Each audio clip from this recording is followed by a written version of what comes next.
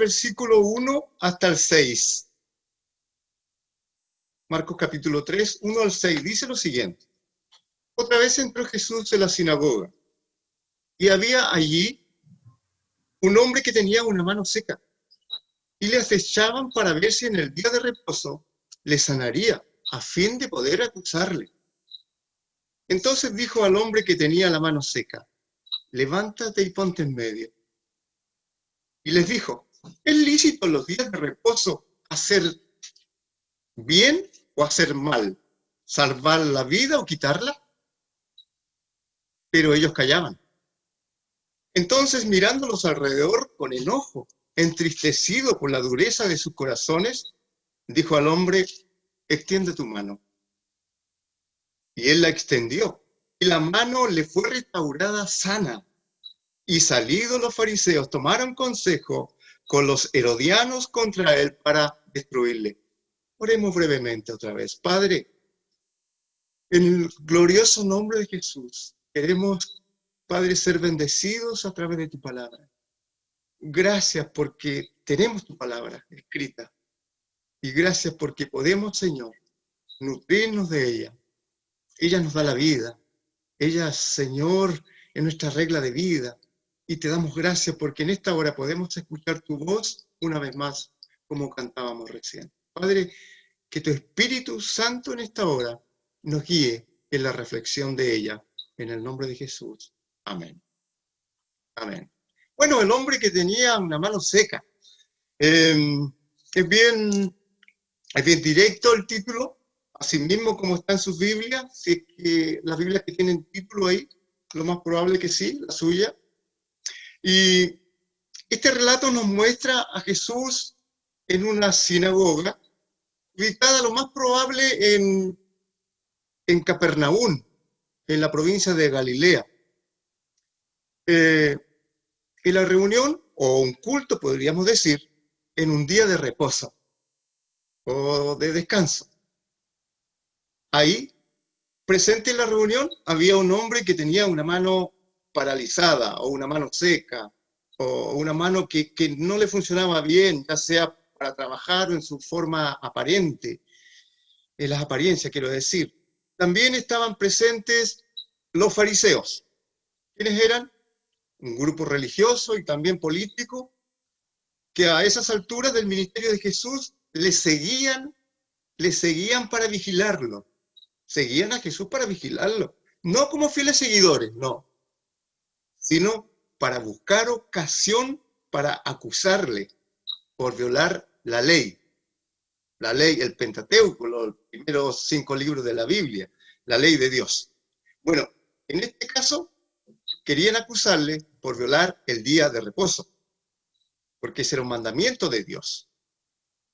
Desde el capítulo anterior, o sea, en el capítulo anterior, que es el 2, vemos que vienen siguiendo al Señor. Ya habían ocurrido algunas controversias entre Jesús y ellos. Por ejemplo, cuando Jesús sana a un paralítico, el Señor le dijo al paralítico, tus pecados te son perdonados. Eso ya fue una ofensa para ellos, porque se hacía pasar como el Hijo de Dios, como el Hijo del Hombre. Cuando Jesús se sentó a la mesa a comer con los publicanos y pecadores también llegaron ahí los fariseos, los escribas, porque también aquí entran los escribas y los fariseos. Los escribas eran los doctos en la ley. Entonces le reprocharon a Jesús, ¿por qué se sienta con los pecadores a comer en la mesa? También vemos que los escribas y fariseos le reprochan a Jesús porque, según ellos, sus discípulos no ayunaban. ¿Por qué tus discípulos no ayunan? Dijo. Y porque los discípulos de Jesús arrancaban espigas para comer en el día de reposo. O sea, no ayunaban los discípulos de Jesús y más encima arrancaban espigas de grano para comer en el día de reposo. Y eso, según ellos, ya estaba prohibido, hacer ese trabajo. Vamos a ver un poquito más adelante también cómo ellos eran tan rigurosos en la observancia del día de reposo. Bueno, ante ese escenario, nuestro Señor Jesús, conociendo los pensamientos de ellos, de inmediato y concebida y con clara intención, realizó las siguientes acciones que desatan, digámoslo así, el conflicto con los fariseos. Ahora, hermana, hermano, joven, yo le invito a que nuestra imaginación entremos a la sinagoga, entremos al templo y imaginémonos que estamos en aquella reunión. Ya dijimos quién eran los asistentes.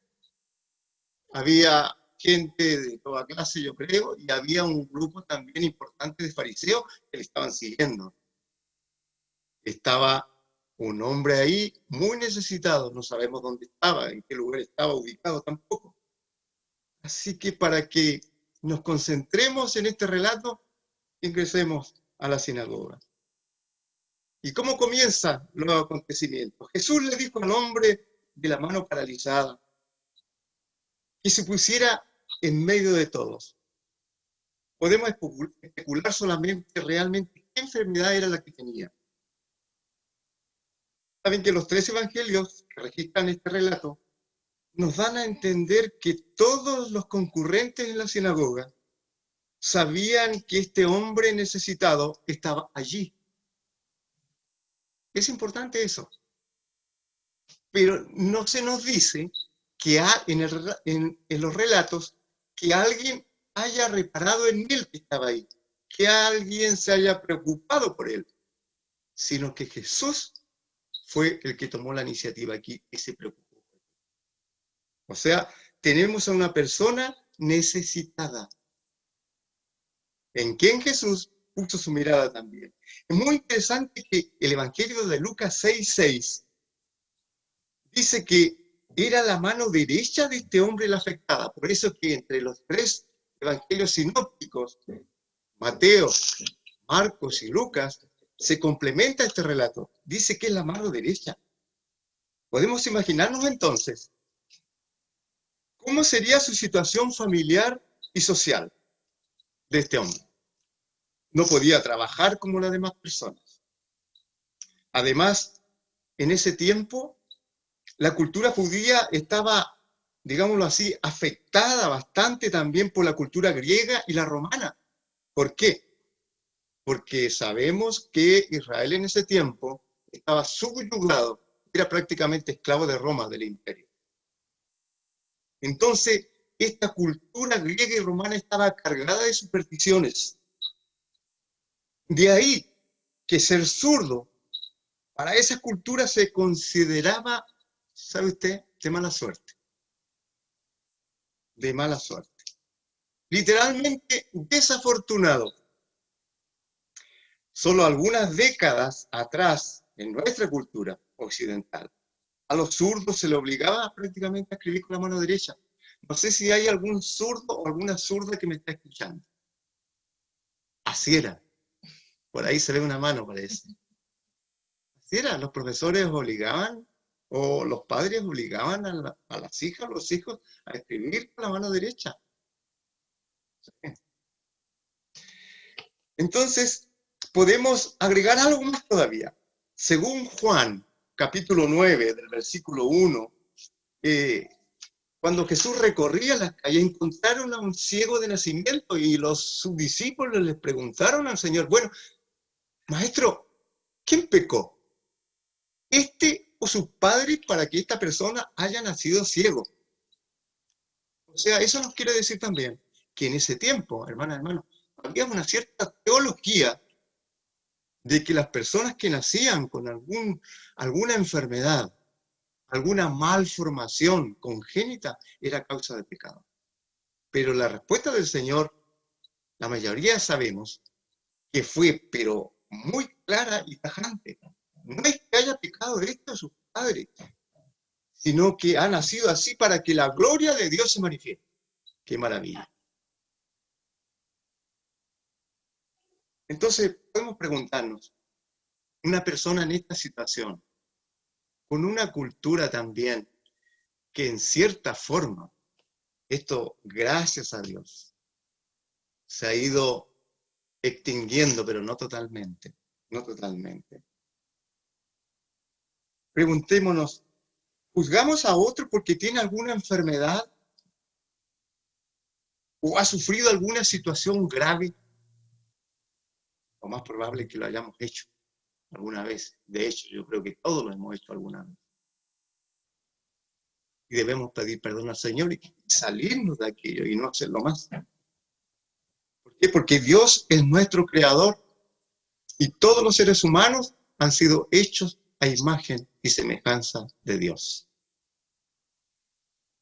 Ya que Jesús sabía de la necesidad de este hombre, seguimos avanzando, no se olvide que estamos dentro del templo, dentro del culto. Hay un culto al cual fue Jesús. Ya que Jesús sabía de la necesidad de este hombre, podemos imaginarnos la forma en que se dirige a este hombre con estas palabras. Dijimos que los fariseos le acechaban, primeramente. Jesús le dijo, levántate y ponte en medio. Pero las palabras, la forma en que se lo habría dicho Jesús, imaginémonos, con una mirada de compasión, con palabras muy amables. No se nos dice el nombre de esta persona. Usted puede ponerle un nombre. Ven, a ti te digo, ven, ponte en medio de las personas. Su mirada, su tono de voz del Señor. Ante ello, ninguna duda, este hombre necesitado ejercitó su fe tremendamente y esperanza de que algo iba a ocurrir en el culto de aquel día. Esta mirada de compasión del Señor sigue manifestándose hoy día con todos los necesitados. Amén. Tiene compasión de las multitudes, así como tuvo compasión de aquellas multitudes cuando dijo que son como ovejas que no tienen pastor y las alimentó. Hoy día el Señor sigue teniendo compasión de las multitudes también. Sigue teniendo compasión de cada uno de nosotros, de su iglesia, pues realmente sigue mirando a las multitudes como ovejas que no tienen pastor. Y el Señor ve nuestras necesidades. ¿Usted tiene una necesidad hoy día? Lo más probable. Todos tenemos necesidades. Más en este tiempo que estamos viviendo, tenemos muchas necesidades. Y el Señor tiene compasión de usted. Pero ahora el Señor se dirige a los asistentes. Y podemos imaginar, ya que estamos dentro del culto y estamos viendo al Señor ahí, que su mirada no fue la misma que como miró al necesitado. ¿Es lícito en los días de reposo hacer bien o hacer mal, salvar la vida o quitarla? Sí, me imagino que alzó un poquito la voz para dirigirse a todos sus oyentes. ¿Y qué pasaba con los fariseos? Callaban. Pero yo quiero antes, un poquito antes, repasar un poquito de cómo los fariseos guardaban u observaban el día de descanso, que era un mandamiento dado por Dios. Algunas cositas, porque son unos extractos solamente. Miren, ellos eran en extremo legalistas, o sea, las tradiciones, estaba el mandamiento de la ley, pero las interpretaciones que tenían y sus tradiciones y la forma en que las seguían eran erróneas. Ellos le habían puesto mucho, digámoslo así, en buen chileno, le habían puesto mucho de su cosecha al mandamiento. Y habían puesto cargas que ni siquiera ellos mismos podían llevar. Por ejemplo, era ilegal para ellos curar en día sábado o dar medicina al enfermo. Bueno, a menos que su vida estuviese en peligro. O sea, en el día sábado ningún enfermo que no tenga peligro en su vida, no podía tomar ninguna medicina. Y no podemos imaginar cómo eran ellos. Se permitía salvar un buey, un asno o una oveja en día de reposo, pero siempre con algunas condiciones. Si no estaba en peligro, lo dejaban ahí, ¿no? En un hoyo. No podían transportar carga el día sábado, imagínense. En algunas partes, algunos comentarios dicen que si no podían transportar más peso que llevar una fruta pequeña en sus manos. O sea, prácticamente no podían llevar ninguna carga, solamente su vestimenta, nada más. Podían caminar en el día de reposo, en el día de descanso máximo 900 metros, nada más. Otros más rigurosos prohibían tejer aquel día. Y si lo hacían, no podían tejer con hebras de 2 hilos, por ejemplo. Cosas así. Entonces, ¿cómo los fariseos guardaban el día sábado? De esta manera. A eso se dedicaban aquellos que habían entrado al culto, no a adorar al Señor, sino que a vigilar al Señor y buscar un motivo para acusarlo. Estos eran. Cuando el Señor hizo la pregunta, ¿es lícito en los días de reposo hacer el bien? Ellos callaban. Entonces, la mirada de Jesús mirándolos con enojo, dice la palabra del Señor, entristecido por la dureza de sus corazones, dijo al hombre. ¿Por qué? ¿Por qué el Señor los miró con enojo y entristecido? Porque a ellos les importaba más sus rituales del sábado que hacer el bien a las personas. Y aquí, hermano, se nos está hablando de una pura religiosidad vacía. Una religiosidad que no conduce a hacer el bien, sino que a una conducta de vida cotidiana, de seguir reglas y nada más. O sea, más de conocimiento que de práctica de vida. ¿Y qué es lo que quiere el Señor? Quiere que en nuestra vida práctica nosotros andemos como anduvo Jesús. Y Jesús anduvo haciendo el bien como lo está haciendo aquí en este relato. Amén. ¿A alguien puede parecerle extraño que se diga aquí que Jesús lo miró con enojo y tristeza? ¿Pero cómo? ¿El Señor se enojó? No olvidemos Efesios 4 que dice, airaos, pero no pequéis. O sea, es nuestra naturaleza también que nosotros nos enojemos, pero cuando hay injusticias. Nosotros podemos enojarnos, pero no dejarnos controlar por el enojo, que es diferente. Porque cuando se descontrola el enojo en nosotros, entonces estamos ante Dios y ante las personas.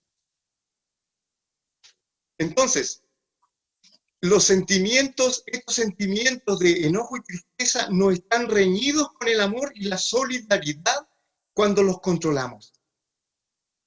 La dureza del corazón del ser humano es el causante de todos nuestros males como sociedad, sin ninguna duda.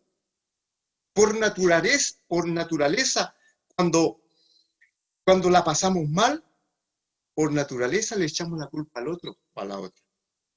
A veces le echamos la culpa a Dios y muchas veces también le echamos la culpa al diablo. Pero nos vemos dentro de nosotros. Y seguimos. O sea, la mirada de Jesús fue muy fuerte contra aquellos que dudaban de lo que estaba haciendo y que le reprochaban lo que estaba haciendo. ¿Qué estaba haciendo? El Señor estaba haciendo el bien. Jesús le dijo al hombre, extiende tu mano. Mire, el conflicto era por el día sábado. No se olvide, ese fue el origen con los fariseos. Era por el día sábado, porque había muchas reglas que según ellos el Señor estaba violando. Pero fijémonos bien, como estamos dentro del templo, en el culto donde el Señor está, ¿qué es lo que hizo el Señor? El Señor primeramente no lo tocó. No le dio medicina el sábado. No le pidió al hombre que hiciera alguna labor contra el día de reposo. Lo único que le dijo, ven, ponte en medio. Que todos los que están aquí te vean. O sea, no violó para nada el sábado. Las reglas de los fariseos. El mandamiento, mucho menos el verdadero mandamiento del Señor. Jesús es el mismo ayer, hoy y siempre, hermano. Solo habló y el hombre creyó a Jesús. Podemos imaginarnos la mirada de este hombre necesitado. Porque le dijo, extiende la mano. Y él la extendió. Y dice la palabra que su mano fue restaurada sana. Solo habló y el hombre creyó a Jesús y su mano fue sanada. Jesús es el mismo ayer, hoy y siempre. Jesús hoy día sigue sanando, hermano. El Señor hoy día sigue haciendo el bien. Sigue bendiciendo por medio de sus hijos. Usted y yo somos sus hijos e hijas y somos instrumentos en sus manos que nos ha llamado para bendecir a otros. Y aquí estamos llegando a la parte final. Estamos llegando a la parte final.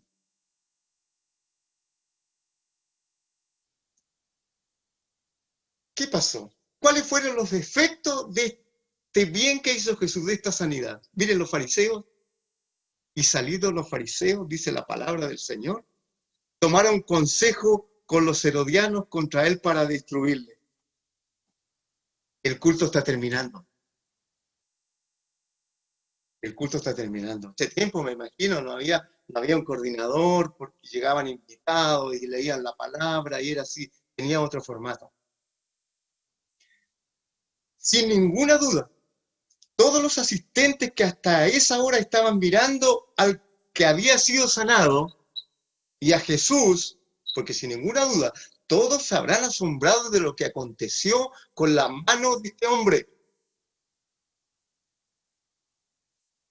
Ahora, cuando terminó todo esto, cuando terminó la sanidad, dice el versículo 6, y salidos los fariseos tomaron consejo con los herodianos contra él para destruirle.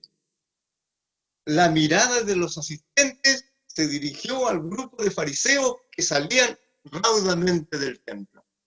Entonces, como estamos todavía dentro del templo, imaginémonos cómo se miraban entre ellos también, entre los fariseos, con señales de cabeza, de ojo, de balbuceo de palabra, ya con el plan determinado, qué es lo que querían hacer con Jesús. Destruirle. Eso nos dice la palabra del Señor. Salieron furiosos del templo. No habían ido a adorar, habían ido a perseguir al sanador, al autor del bien. Es paradójico, ¿sabe usted? Porque un hombre que tenía una enfermedad grave había sido sanado. Y los fariseos, que eran judíos, mire, eran judíos nacionalistas. Ellos querían la libertad también de Israel, de Roma. Es curioso, es paradójico que si dirigieron sus pasos y corrieron hacia los herodianos. ¿Quiénes eran los herodianos? eran los leales a Herodes. Herodes era leal a Roma, no a Israel. Por tanto, los herodianos eran leales a los romanos y no a los judíos. Pero no le importó para ponerse de acuerdo para destruir a Jesús. ¿Se da cuenta?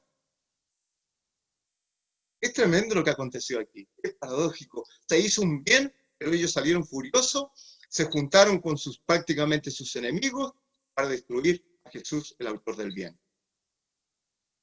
Lo más importante, hermano, en este relato, sin duda, es la persona de Jesús y la acción que realiza. Jesús es el Señor del día de reposo o del día de descanso. Es el Señor. Es más que el día de descanso. Es más. Esto nos enseña a cada seguidor de Jesús, usted y yo, sobre la dignidad humana. Cuán atentos y dispuestos debemos estar para hacer el bien a los demás. Jesús nos enseña con este relato cómo debe ser nuestra vida práctica, donde nuestras palabras deben estar siempre en consecuencia con lo que hacemos, en cuanto al bien se refiere. Debe haber una consecuencia lógica de nuestras palabras, de nuestros discursos, por lo que manifestamos en nuestras acciones. Ese es el ejemplo que nos da Jesús aquí. Bueno, ahora ya salimos del templo. Nos vamos comentando a la casa lo que sucedió. Pero quiero llevarlo al hogar de este hombre necesitado que llegó al templo y que quizás nadie había reparado en él antes que entre Jesús. Pensemos en la condición que llegó y pensemos en la condición que salió. Camino a su casa, gozoso, contento porque había sido sanado por el maestro. ¿Cómo habrá llegado a su casa entonces? ¿Cómo la habría recibido su familia? Sin duda, la gratitud, el gozo, la alegría le embargaba a él y a su familia, a los vecinos. Jesús lo había hecho y Jesús lo sigue haciendo hoy. Siguen habiendo personas necesitadas. Y Jesús, Dios, que es Dios también, hace que el necesitado reciba a través de los instrumentos que ha puesto aquí en la tierra, que somos nosotros. Este hombre ya no fue el mismo, sin ninguna duda. Cambió su aspecto físico, pero también cambió el corazón. Es lo más importante, porque le creyó al Maestro, le creyó a Jesús, al enviado de Dios. Amigo, hermano, hermana, amiga. Este relato nos ha mostrado a Jesús y su autoridad. Nos ha mostrado su compasión, su poder, su misericordia. Muchas de las cosas que nos ha mostrado aquí se manifiestan en los que le buscan. Y hoy es tiempo de buscar a Jesús. Hoy es tiempo de buscarle. Aquí se nos muestra que Jesús fue quien tomó la iniciativa de sanar a este hombre necesitado. Jesús, no, porque en muchos otros relatos se nos muestra a las personas necesitadas que acuden a Él, y está bien. Aquí se nos muestra a Jesús, Él tomando la iniciativa, porque no se nos dice en ninguna parte que cuando entró al templo, este necesitado se le acercó a Jesús y le pidió que lo sanase. No, no fue así. Pero sea como sea, aquí se nos muestra que Jesús tomó la iniciativa para sanarlo. En muchos otros relatos, como dijimos, es a la inversa. Como sea, siempre Dios está obrando a favor del necesitado. Siempre, siempre, hermana, hermano, amigo, amiga. La obra sublime del Padre fue enviar a su Hijo. Ya que estamos hablando de hacer el bien, la obra sublime del Padre fue enviar a su Hijo Jesús a hacernos, a la humanidad, el mejor bien que ha habido en la historia. Envió a su propio Hijo a morir en la cruz por cada uno de nosotros. ¿Para qué? Para traernos salvación eterna por regalo suyo.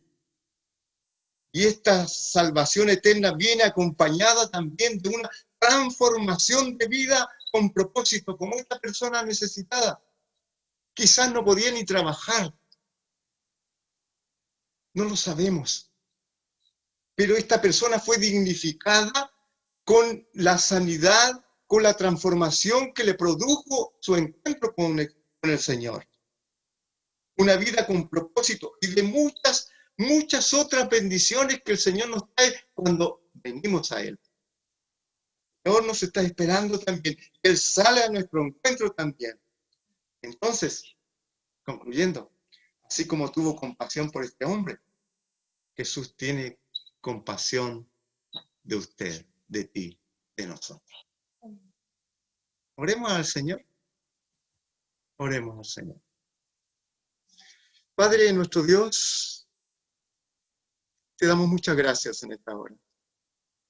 Gracias por este tremendo relato, Señor, donde te vemos en forma personal, en acción, Dios mío, haciendo el bien, para lo cual fuiste enviado por el Padre.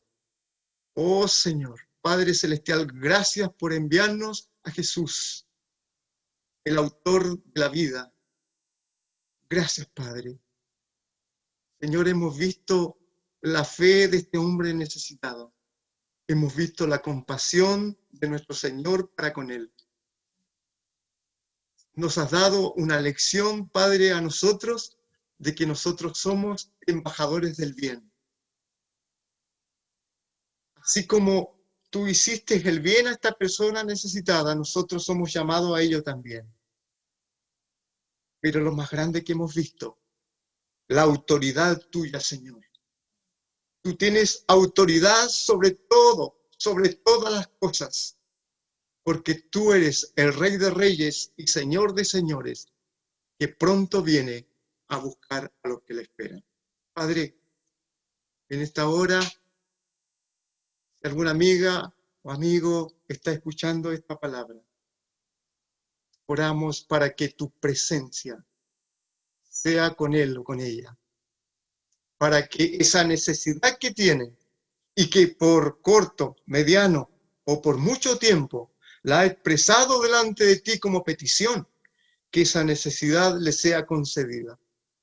Pero por sobre todo, te pido, Señor, que la necesidad espiritual, la del corazón, sea sanada y la vida sea restaurada. Así, Señor, como lo hiciste con esta persona. Muchas gracias, Señor. Te damos la gloria, el honor, la honra y la alabanza. En el nombre de Jesús. Amén.